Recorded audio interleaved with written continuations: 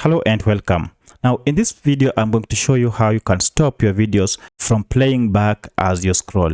So if you have your YouTube video playing back as you scroll, as you can see on this screen, and you don't want this to happen, then there is a setting that you need to go and change, and this will stop. In most cases you may just want a video to play once you have clicked on it, but in most cases you will find that your YouTube videos are playing as you scroll through your YouTube app. And if you don't want this, then join me as I show you the settings that will just end this. Now what you need to do is to go on your account, as you can see, and click on your email account that is down here. And once you have clicked on it, go to this setting option that is top here, the settings gear, and then look for the general settings on your YouTube account.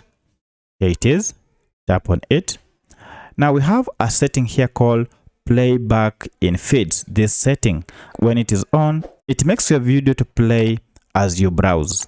And if you open this, you realize that the playback in feed is on, and this is what is causing the videos to autoplay or to play as I scroll or as I browse. So what you need to do is to go ahead and turn off these settings.